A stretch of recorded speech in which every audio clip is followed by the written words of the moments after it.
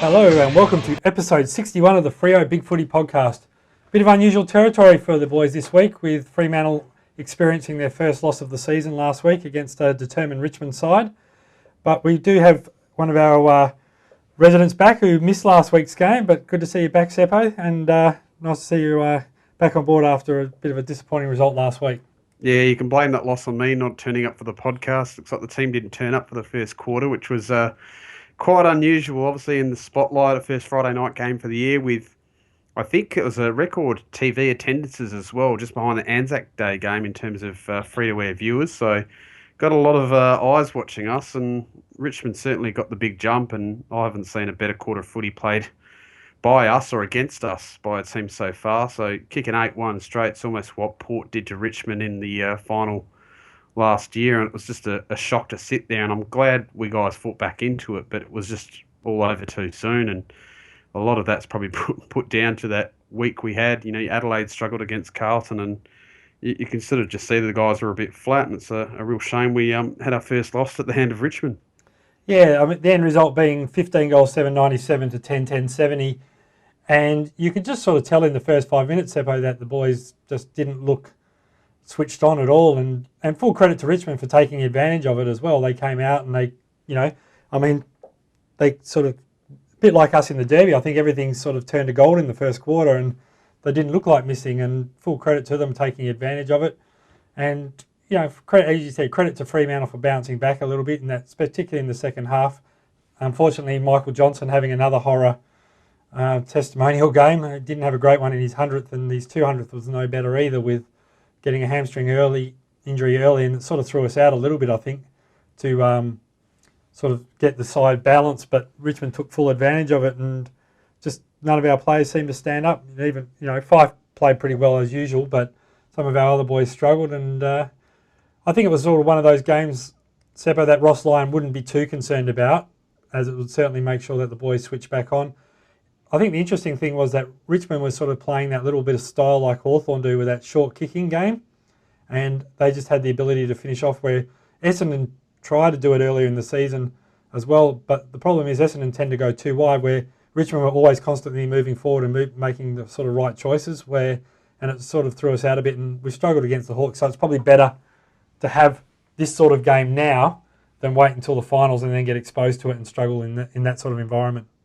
Yeah, I suppose it was Richmond's kicking. They could do no wrong. Even their bad kicks were somehow finding targets and going through the middle of the goals. I just remember looking at some of them. The commentators made mention on how bad some of the set shots on goal were. The ball just floated, some helicopter punts, and some of our players were just putting the ball up and weren't exactly hitting targets. I know the focus has been on ball movement this year, but the I suppose the biggest thing, once we lost Spur before the start of the game with the late change, compounded by the fact we lost Johnson, there was just a moment in the game where I just knew we were really struggling, when the last two guys in defence were Clancy Pearce and I think Taberner, who had been put back down there, and you just looked at the two competing for a ball that just fell in the hands of a Richmond player, and you just sort of looked at them out of position and looked at the Richmond player that picked it up. I couldn't remember who it was, but you just sort of say, yeah, this is all structures are out, and it's just gone to the floor, I think. So at least, if we start to get some guys back and learn to play and have to deal with that, if it does happen, it's not going to be perfect. We haven't been forced by too many injuries this year, so this is a good wake-up call, a reminder, and I think even just seeing how relaxed Ross was in the post-match press conference, that he's kind of almost glad, it's a loss we needed to have, and wake-up call, and it's, forced us to do a couple of things and rethink and shape ourselves up for next week. Yeah, and the other interesting point was that when we tried to, it seemed like the game was quite dewy, like the ball was quite dewy, Seppo, and it seemed like the boys were half playing the style we played against Adelaide last week, where it was just make ground at all cost, against playing dry weather football. And Richmond obviously adjusted to that conditions much, much better, and were just playing normal football, where we just seem to be, like, even guys who are been uncharacteristic this year, like in Lockie Neal, who's been very good with his disposal efficiency, they were just sort of tending to bomb it and just doing high sort of drop punts and just falling right into Richmond's hand. And Richmond were playing that loose guy across half back there, and we were not getting much depth on our kicking, and they were just able to run it out of half back way too easily all night. So it'll definitely be something that Ross Lyon would be looking at for sure in the review this week. Yeah, I think this is probably one game, even just looking at how even Richmond players, I think Dustin Martin was the only one that stood out for me as having a really good game. He got a lot of the ball and pushed it forward for them. This is probably a game where Fife probably won't get any Brownlow votes for the first time this year, 10 games in. And he had a good game, but probably not by his standards. And however, his goal and mark of the week nominations were fantastic. And it's sort of good to see that these willing on the team and showing some leadership and trying to drag everyone up to his level, bring them along for the ride. So it's good. Yeah, what do you think of... I mean, it's been 2 weeks in a row now where opposition sides have gone head-to-head with Fife rather than using a traditional tagger. We saw last week where Dangerfield, 2 weeks ago with Dangerfield going head-to-head, and obviously there was a lot of talk about that. And last week they sort of rolled the dice with Martin on Fife for most of the night, and Martin obviously had a good game as well with 34 touches, 5 tackles and 1 goal won. Do you think it's something that Fremantle will have to consider going forward in their midfield mix, how they utilise that? Are they going to be happy for Fife just to continue rolling off his man? Or are they going to have to sort of change the way they sort of set up a little bit there to make sure that the best opposition midfielder doesn't get a hold of us as well? Well, I suppose when you look at it, Fife was probably down 26 touches, is probably low for him this year. Still picked up 20 contested possessions, so they didn't let him out too much. And I suppose Richmond didn't win the contested possession too much compared to our midfielders. I know Lockie Neal was right up there again, but we probably just butchered the ball a bit and they said, all right, let them win it. But I think even at some stage, Sandilands rocked up some record hit-outs to advantage. They were almost conceding that, and Marich wasn't even competing at some stages against Sandilands and almost ready to just put a tackle on wherever the ball's gone rather than actually put any pressure on. So they've certainly taken a different approach, and maybe if we could have been a bit smarter by pushing it out, or Sandilands really mixing it up and not just do the straight Sandilands to Fife. It seemed to work for us, and it's worked for every game so far. But maybe sides are just trying to find different ways, knowing that their ruckman's not going to win the tap, and just try and work out maybe the next passage of play after that hit. Where's the ball going to go? What are our set routines? And just review the tapes and try and beat us because they know we're going to win it. Yeah, that's a really good call, Seppo, on those stoppages and how Fremantle set up. And it's obvious you can see that we tend to do better around the ground where the ruckman has to engage, or even when there's the third man up. But when in that centre square, you're right, like last week, a number of times Marich didn't go full on and was just giving them that extra tackling play and holding us up in there and resetting. So it's definitely something that the stoppages coaches at Fremantle will definitely be working on in the next few weeks, particularly prior to the bye. And the reality was last week, Seppo, we just had too many guys who were down and not in good form. I mean, how many times would you have seen guys like, I know there was talk this week, on the news of Basil saying that, Freo supporters were jeering Pavlich. And I must admit, where I sat, I didn't hear it. But, I think they sort of certainly cheered when he took a mark. But he dropped a couple of sitters that he wouldn't normally get. And just some of our other guys just didn't tend to play with the same sort of zeal, I suppose, or effort that they have in the first 9 games of the season, or probably 8 games of the season. We've had a couple of little ones where we've got through. They obviously tried to throw Main back for a little while, and that didn't work. Either Seppo and Tabiner went back in the last quarter. And although he was in good position, he just tended to struggle taking those marks, particularly when the ball was a bit dewy there.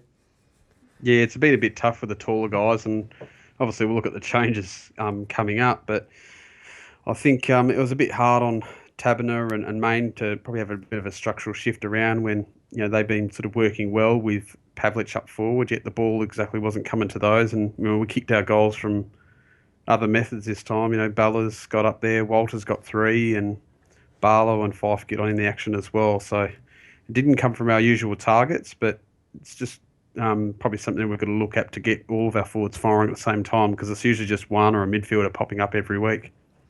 Yeah, and there's been a lot of talk about the defenders, key position defenders, particularly early on the year for West Coast when Mackenzie and Brown went down. But Fremantle are probably even in a more dire situation at the moment with their three of their first choice with Dawson, Silvani, and also Johnson out. So the sort of unfortunately, not only will it be tough for those guys coming in, like Alex Pearce, who's only played a couple of games, but we're also probably going to be struggling to give McFarlane any sort of rest anytime soon unless we can get some of those guys back on the pitch. It was good to sort of see Dawson training this week, even with a glove on, but he's still going to probably be a number of weeks away before we can consider him for selection. Yeah, it's good for at least him that he can get some fitness in, because he's obviously had that groin. It allows him wait for his thumb or finger to repair and get through it, because it's certainly, losing Johnson, the key stocks. At least we've exposed Pearce so far, but in this game it just shows how crucial our backline can be. And we've shown in the past, in our grand final year, we went without Sandy and Pav for periods of time, but we've never really been tested with some key backs out like the Eagles have had to cope with for a bit. So it's going to be interesting just coming over the next few weeks how we manage our backmans and how well we expose some players coming up. Yeah, and it was interesting even in the game on Friday night. I think with their first 8 entries, they had a scoring shot, which is very unlike Fremantle. And the fact of the matter is, if you get guys like Tyson Vickery kicking 3 goals on you, you're not having a good night down there, considering how inconsistent he's been over the years. So, but I think it's every team has a bit of a blip. Even Hawthorn lost to GWS, that sort of thing as well. They've had lost 2 or 3 games, so I don't think you can throw the baby out with the bathwater after one poor performance. And it'll be interesting to see how they back up this week.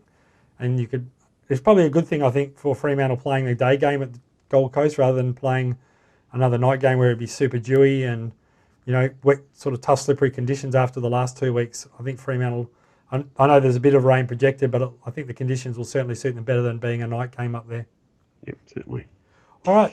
Obviously, also the big news today, Seppo, coming out of the AFL Tribunal was the decision or judgment on Ryan Crowley, who's been given a 12-month back-ended sentence, and he will be available come September 24th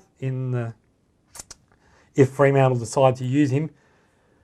That falls on the second week of it was the prelim final week, I think. And the good news is he can actually start training again a month prior, which would be the equivalent of when he, I think, actually took it. Yeah, I think been tested for it. So at least it gets him back in. And if he's deciding he wants to go on next year, at least show the club that he's willing and wants to put in, and his body's right to go around again. That's at least something for him. It's obviously up to the club if they choose to keep him on at the end of the year, but at least it's not all.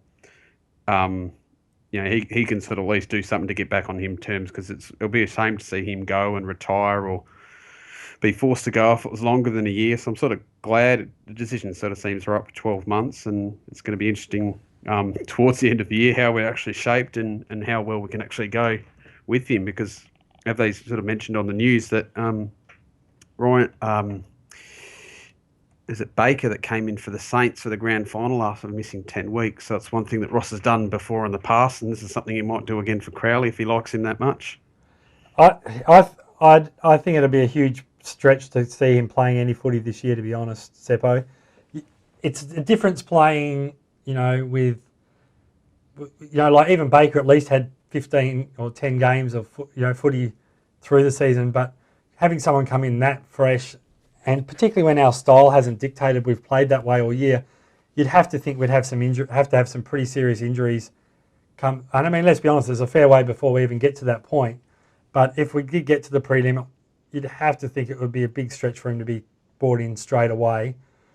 Especially without, he'd have to displace someone on the side, and there'd be a lot of guys that have been performing for Peel all year that would be pretty gypped to have someone like that come in and just take a spot that haven't had runs on the board, even though he's had pretty stellar career so far up until this point. But it's I suppose he has to serve a bit of time as well to warrant a selection. He's not an automatic selection like Fife and Pav are these days. So yeah, it's certainly going to make it hard, but at least it's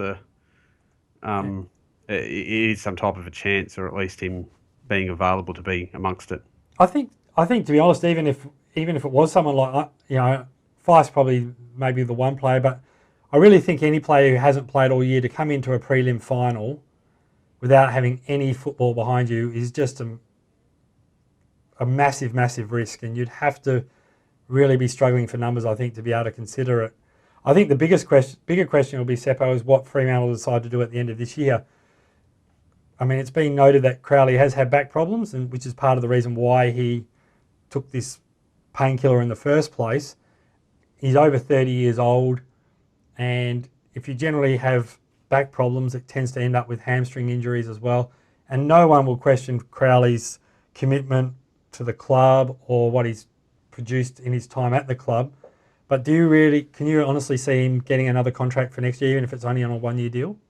Yeah, I suppose it's going to be hard when you look at it, and I suppose looking at some lighter news right now with the three important re-signings we've just done. We'll touch on that later, but it means there's a shortening list now left of guys that have out of contract at the end of the year, and obviously Sylvia's gone already from the list, and not too sure about the rest of them, but Crowley are in that group of other players coming out of contract at the end of the year. So certainly, if it looks like he's getting older, like you said, he's on the wrong side of 30. He's not underneath it. He's over it now. So it's going to be interesting come review time at the end of the year, especially how they consider they're going to go and what the shape of the side is next year. Yeah, I mean, I think that probably for most Fremantle supporters, the three re-signings were pretty good to hear. And I was a bit surprised that Griffin got 2 years, but I can understand why that was the case, depending upon if we have injuries and that sort of thing. But the three key re-signings for us, I think, are the ones that probably haven't happened yet in terms of the future for the club, with Crozier, Sheridan, and Zach Clark, I think is the other one. Is that correct, Seppo? Yeah. When you look at the list of players coming out at the end of contract at the end of 2015, you've got Pavlich, McFarlane. Obviously, probably McFarlane would be retiring at the end of the year, with Pavlich considering going around again, depending on what happens. You've got Duffield, possibly another one that's probably high up the list. He's getting older though. You've got Morabito there that could be just see how he's going health-wise. Duffy, Crowley, once again, same boat. Then you get to the likes of Sheridan, Clark, Crozier, Taberner, Apnis, Gray, and Alex Pearce, all sort of that's sort of our future right there amongst a lot of those players. So there's probably a lot more important contracts to be sized up then and locked away, and we'll probably end up getting to the end of the year with the guys like Crowley, Duffy, Morabito, Duffield, McFarlane, and Pavlich all left out of contract, and just see how we go. I mean, you have to feel for Morrow, but you don't have to think, if anything, if they were going to keep him they'd have to put him on the rookie list. You'd have to think, surely, if that was the case. I mean, it's just a tragedy, for him and for the club. But in this sort of day and age, you'd have to think the best the club would be able to do is put him on the rookie list. And I mean, they're also going to have to make that decision on Craig Moller as well. But yeah, what did you think of the other signings through the week? Obviously, Seppo, we just talked about Griffin getting the 2 years. And obviously Sandilands and De Boer getting one each, both put into the end of 2016, which is good. It's not too much more. Obviously, if you wouldn't expect Sandilands to go around for another 2 years, but I know Ross has already talked about how well Sandilands is going, and he could probably play until forever, and he's almost got that height advantage. He's not going to get shorter. So, and if he can be managed, play well, this is a week he's actually travelling with his team to play, and if he's managed well, he can probably go for most of this year and most of next year well, which is pretty good. De Boer's an interesting one. I obviously see him being important, leader of the club and a senior bloke that's sort of sits at that right age bracket still. He's not really old, like some of the other guys just mentioned before that are coming out of contract. So at least it keeps someone like him and his toughness around for another couple of years, all of this year and next. So at least it's not too much more. I think if De Boer was talked about 2017-18, it's probably stretching a bit too far, but it's good to see he's out there to 2016. Yeah, I think De Boer's one of those players a little bit, I don't know if you've been following the NBA Finals, Seppo, he's a little bit like Della Vadova in that he's an awesome role player. And I mean, and it's fair credit to Della, he's been awesome in the finals, but he's one of those guys you love to have on your squad. When he goes out, he's going to give 110%. He leaves nothing on the field. His preparation's always good. Ideally, he would love to play more, but he's not going to be kicking up a stink in the background if he's not playing. And you need those 20, 27, 28, 29 players, and he certainly fits in that mould. I mean, you wouldn't want him to lead your midfield, but he's certainly handy to have in the squad if something does happen. And you're not going to die wondering when his performance comes when he gets out there. Who do you think will be the... like we've talked about, obviously, with Crowley maybe not coming back, or there's a possibility depending on what happens there. And McFarlane will be unlikely to go on, you would think. So, and depending on what happens with Morris, so they've got to get rid of 3 players off the list out of there. You have to think they'll be signing up Alex Pearce as soon as possible. Is there any one of those other players that are on there that you consider might be in a bit of trouble, Seppo? Maybe. Maybe Duffy. I don't know if they're going to consider if he's looking like a long-term prospect, or if other players. When you look at the likes of Weller and some of the others, depending if the guys come on. Duffy's sort of been on the list a bit now. You think they'll be keeping Duffield and signing him on again, but you wonder if one of those Victorian guys be looking at a bit of trade bait or a return home for opportunities elsewhere. You think they'd have to persist with guys like Gray that have shown quite a bit.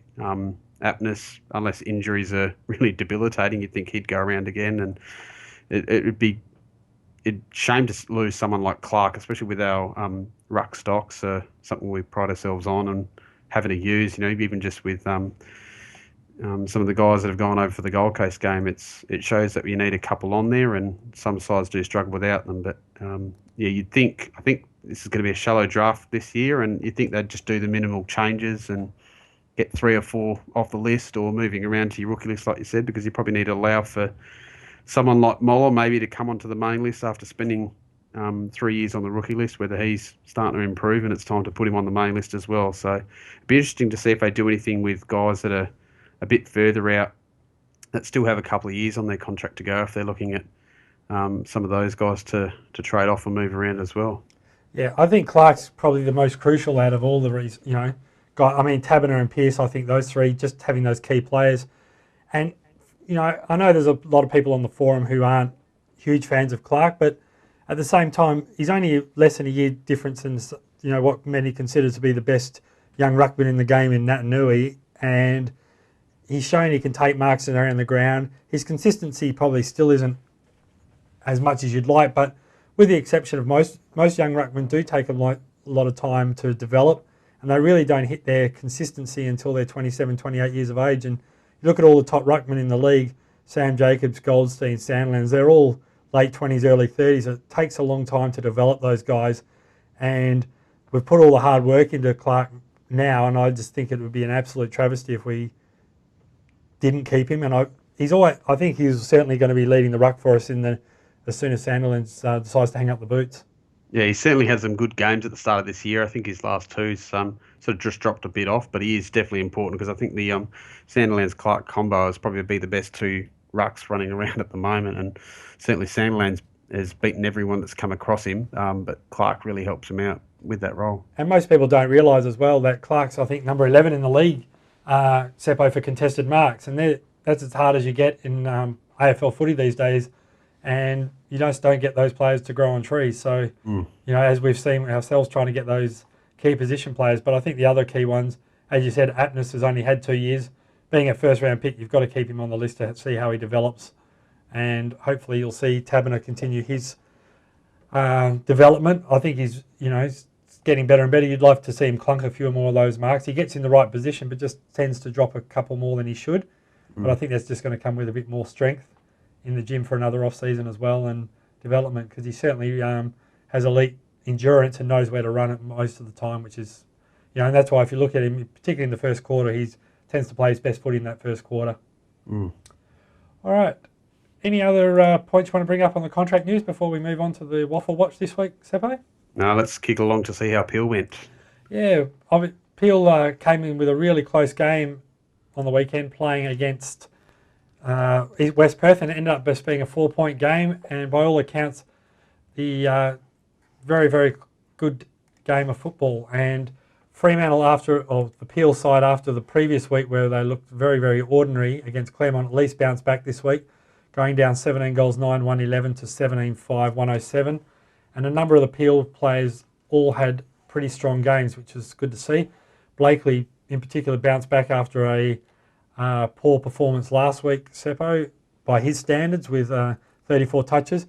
The interesting thing, I think, for me out of this game, for the bits that, I did go down and see a little bit of it, I didn't get to see the lot, was the fact that after a pretty deplorable first half playing in defence for Sean Hurley got moved up forward and looked a completely sort of different player, and he He certainly kicked his looks more first comfortable. goal, so that was fantastic to see the young Irishman, Ox as they call him. He's managed to snag one, and I did see the video of it, and he's looking pretty good the way he's moving around, and he's have that funny kicking style, the Irishman. But it's good to see that he at least found a bit of form when he's gone forward and struggling down back. He definitely looks more natural as a forward, and I think most people would argue, probably most people who saw the game would agree that his mistakes in the first half probably cost Peel at least 3 goals, which when in a 4-point game does make a bit of a difference.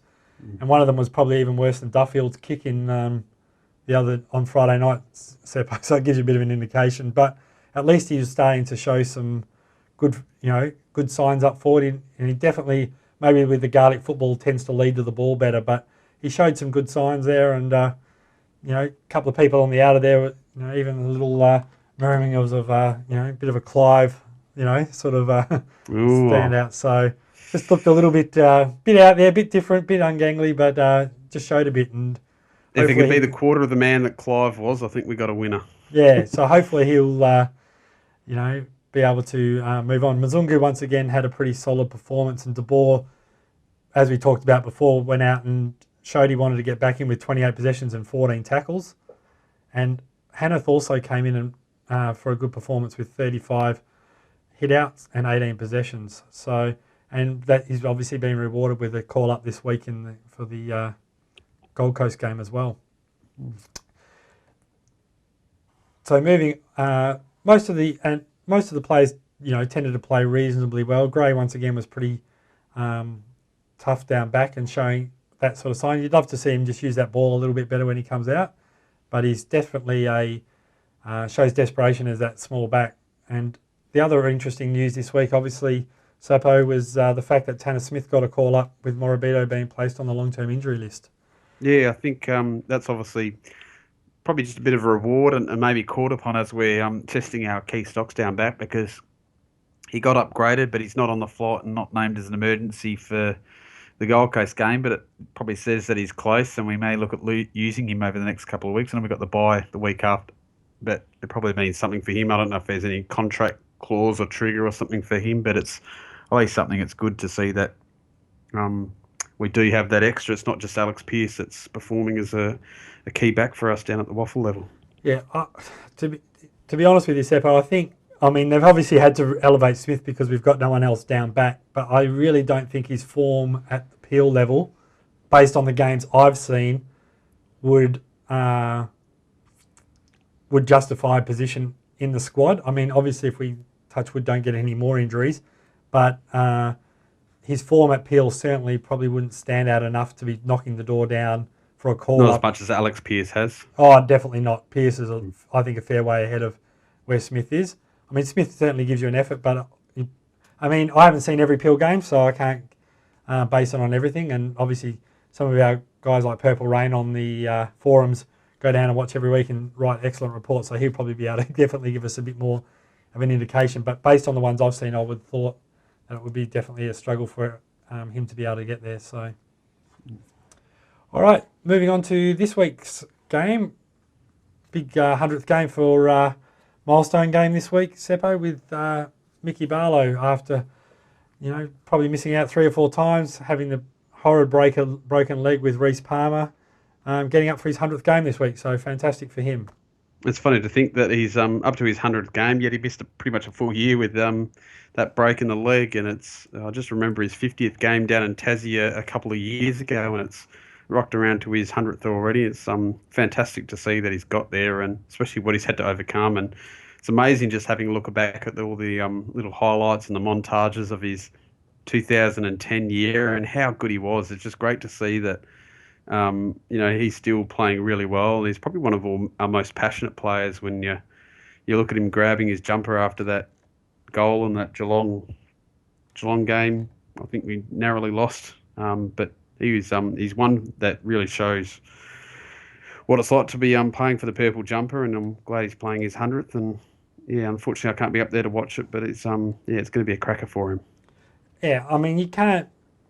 I mean, anyone who sort of follows him, even on social media or Twitter or anyone who speaks to him, he just comes across as a fantastic bloke and loves Freo, and probably, for most people, one of their favourite players in the club. And, I just think it's fantastic for him to be able to get to that 100th, and just shows the perseverance does pay off. And despite being at a number of clubs for pre-season training, came across, and it would have been very easy for him to, after getting a go at Fremantle and having that breakout season, to leave and go back home. But it was just fantastic to see him stick by the club who gave him a chance, and I just hope he has a fantastic 100th this week.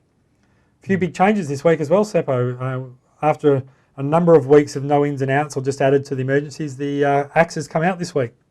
Yeah, it certainly has. We've obviously had some forced changes with Johnson out with a hamstring, and Main's listed as an illness there, so I think he was absent from the track this week. So Clark's been admitted as well as Duffield, probably for form with those two. And into the side we bring Alex Pearce as a replacement for Johnson, and we've got Mzungu to add to the back line, Jack Hanneth for a bit of height, and Lee Spur just dropping back into his spot in the back line. So a back six is a different makeup, just looking at Clancy Pearce, Luke McFarlane, Lee Spur in the back, and Ibo, Alex Pearce and Mzungu playing that sort of dropping in half-back role. Is a different makeup to what we've probably seen since the start of the year, but it's still solid, and big bodies down there, especially when you think of Pearce, Spur and Mzungu. So it's great to see that we've at least got some experience back in there. We made some changes, but for all the right reasons. And going over to the Gold Coast, they've lost Stephen May to a groin, who has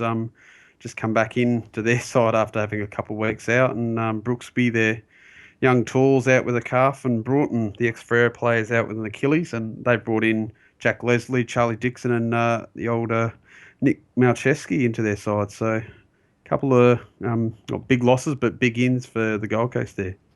Yeah, it's going to be interesting to see how Freo line up. If Hanneth is going to ever make a statement about playing at the next level or trying to cement a spot, this would have to be the week, Seppo, when you look at it. He's going up against, obviously Nichols is playing first ruck, but if you look at their back line, you've got Henry Shade and Jack Leslie, who are not exactly household names. So if he's ever going to have a chance to be showing something up forward, as well as in the ruck, this would have to be the week he would certainly be able to come out and put a performance on.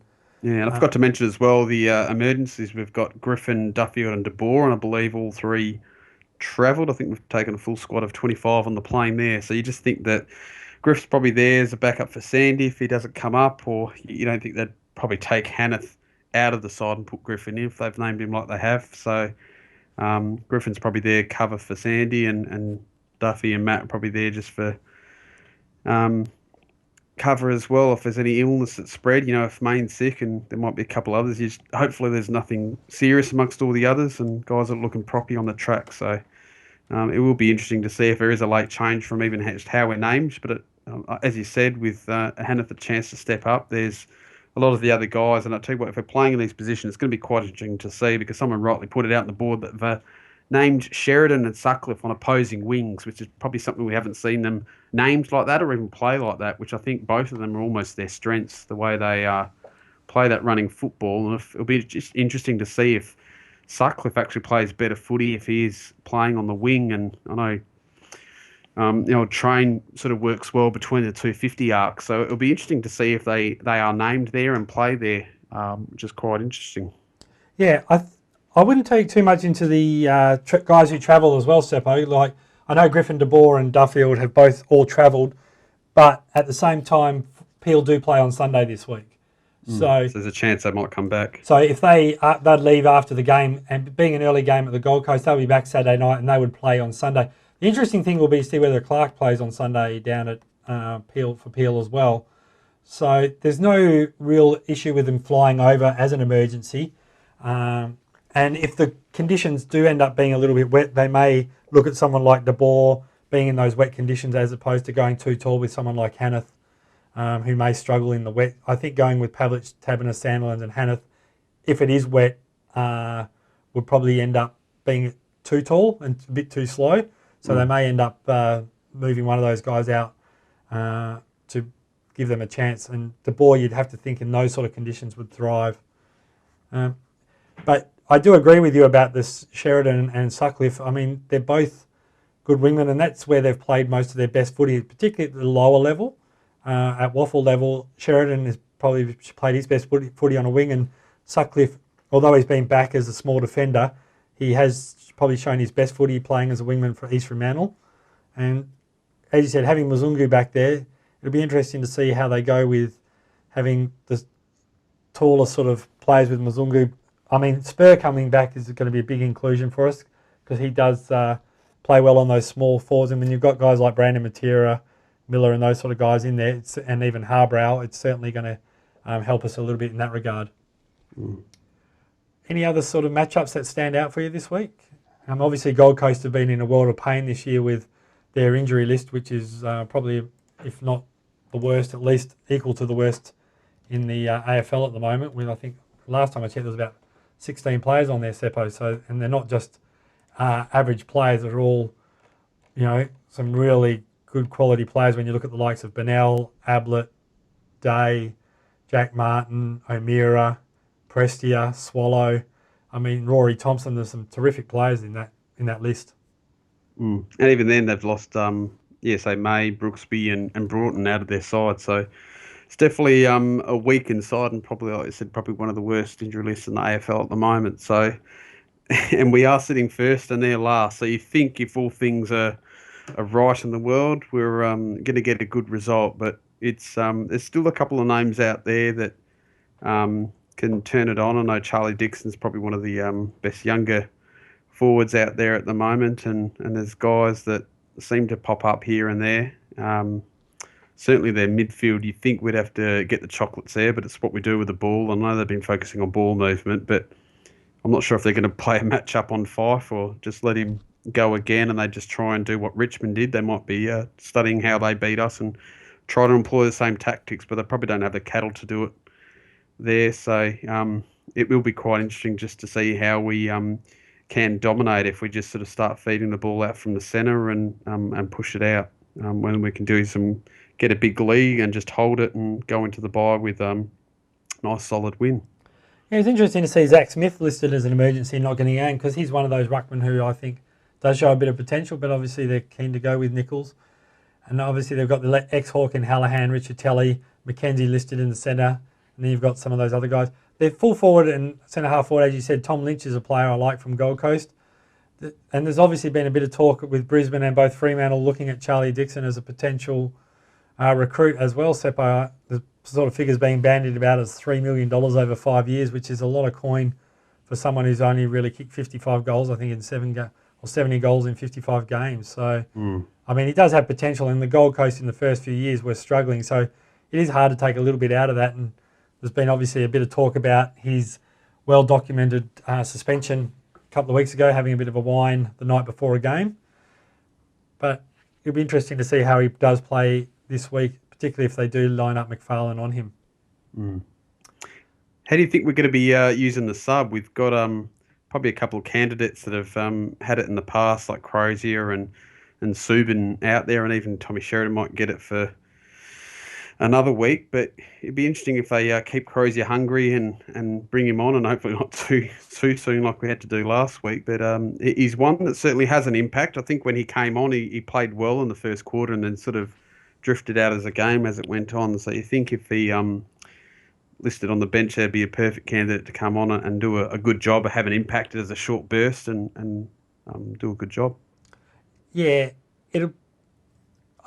Crozier came on, as you said, did a little bit, and he probably wasn't expecting to come on so early. So it's definitely hard for those guys who play sub. You're probably not expecting to come on till the last quarter. And even though you're always meant to at least, supposed to be switched on, more often than not you think, well, I've got another 2 quarters till I come on. And I thought he did show a little bit early. He probably just didn't do quite as much as you would have liked to see him when he got his chance. But you'd have to think, depending on the conditions, you can't bring Hanneth in and play him as a sub. You either got to play him or you don't play him at all. Yep. And Barlow you're not going to play as a sub. So you have to think it's either going to be Crozier or Subin. I think if the conditions are wet, Subin plays. Yep. If he's dry, I think Crozier would play and then Subin may get the vest. Yeah, that's probably the best way of looking at it. Yeah, I think Subin's too good a player to in those conditions. If it is wet, he thrives in those conditions. So you definitely need to play him if that's the case. Where Crozier would probably tend to be a little bit better, I think, in the dry. And he would be a natural replacement probably for Main. He's a little bit taller than you think. I think he's listed about 187. And he can lead forward and take a reasonable mark, and certainly make it tougher there for their smaller defenders if you've got Crozier, Walters, and Ballantyne running around down there. As you said, though, Seppo, it's being first versus last, and Fremantle coming off a loss. You'd have to be very, very very confident Fremantle would be able to bounce back after last week, and be very disappointing if we didn't get the chocolates this week. That's for sure. Yeah, certainly. It's I'm not looking this as a loss, and I don't want to rock up next week if we manage to lose this game. So I'll be looking at a confident win. I'm sure the guys will be keen to bounce back and be hungry for the 4 points, especially when we go into the bye. I'm not sure if Gold Coast have got the bye the following round as well, or the week after, but you'd think these guys would be going all out and earn a good rest, get the 4 points and go into the bye, because that's the last thing you want to be doing is going into the bye on a loss and losing 2 in a row. So these are guys will be going all out for the win and putting in some hard yards. Absolutely. And I think both teams will definitely be trying to, Gold Coast would just, I think, be happy to get through to the next week, and they do have the bye next week as well. So both teams will, and I think they have Carlton coming off the bye. So both teams, they would probably definitely consider that to be a winnable game. So both teams will definitely be trying to give it their all, but you'd have to think Fremantle, based on form that we've seen so far, will have too many quality players to for the Gold Coast at this stage, and you'd comfortably think that we would end up winning by, I reckon, 8 to 10 goals should be a reasonable benchmark, you'd think, based on where the ladder sits and after trying to bounce back from last week. Yeah, definitely. And other teams, although we talked about it earlier in the year, Seppo, about percentage and getting the wins on the board, the reality is we're only one win ahead of Sydney now. Other teams are starting to come up, so you don't want that percentage to drop. I mean, we dropped back to 135, I think, percent now, so we want to make sure that we can make sure that if it does come down to percentage, that we also do give ourselves every chance of keeping that top 2 spot, which is going to be absolutely crucial come the end of the year. Yeah, certainly. It's already changing quite a bit, the landscape of the top 8, and probably a couple of rounds after the bye we'll get a clearer picture of where everyone sits. And I know we've got some good games to look forward to with a couple of home games in a row straight after the bye. So let's just hope we can get the win here, do Barlow proud for his 100th, and get good rest. And I think we're facing Brisbane and Collingwood, or Collingwood then Brisbane for the 2 games after the bye. So it's going to be quite interesting, and let's hope we get the job done this weekend. And I'm going to be probably looking at a result of hopefully a 10-goal win. You think if it's dry conditions and we can put it on, it'll be 10-goal plus. But if it's wet, it'll probably scale it back to 30, 40-point win, stock standard for us. And let's just hope everyone gets through unscathed, because we don't want to start now picking up a lot more injuries. Yeah, and exactly right. We want to keep as many of our players on the park as we can going into the bye. Especially for guys like McFarlane. Oh, yeah, don't even say it. Touch as much wood as you've got now, Seppo, because he's just crucial for us come the next few weeks. And I do think the point you made earlier about the fixture is going to reveal a lot in the next month. The way the AFL, and credit to the AFL, they've certainly made it so that all teams have a big chance of being in the 8 at the moment, with a lot of the bottom teams playing each other first up. But I think that next 5 weeks is going to really sort of separate the wheat from the chaff. And I think there's going to be, in the past, they've sort of said only 2 teams have moved from the top 8. And that's something you can see the AFL have been trying to get away from. And by doing the fixture the way they have, it's certainly going to have a lot of teams moving in and out, I think, in the next 4 to 5 weeks about where they'll sort of stack up in the top 8. Yeah, I think I saw some stat mention even just about Freo's fixture was rated as the 6th hardest at the start of the year for the first games leading up to the bye. Until now, we've got the 17th hardest, or almost one of the easiest runs. So I know we only play I think Hawthorn down in Tassie, and we've got one other challenging game, probably Port at the end of the year at Adelaide Oval. But most of the other games on face value look quite winnable. So be interesting to see how we go from here on, and whether other sides start to slide or increase and challenge.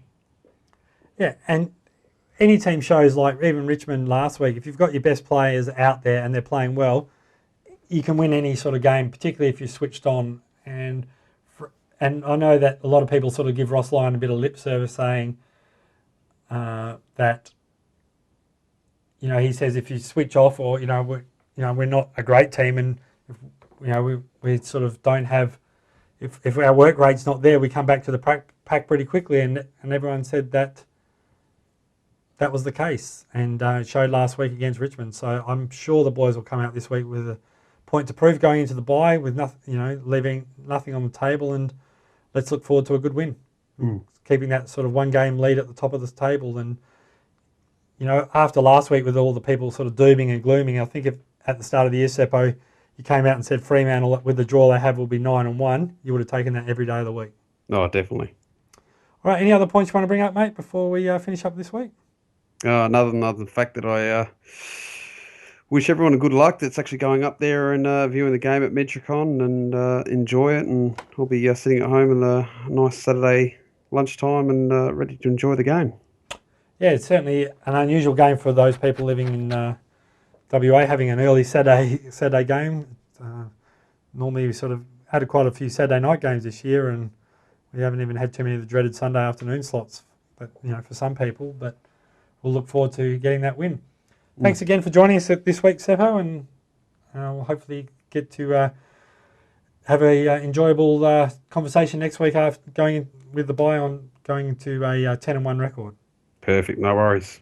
All right, thanks again for joining us, everyone, and look forward to the Gold Coast game this week, and Freo getting back on track with a comfortable win and maintaining our spot at the top of the ladder.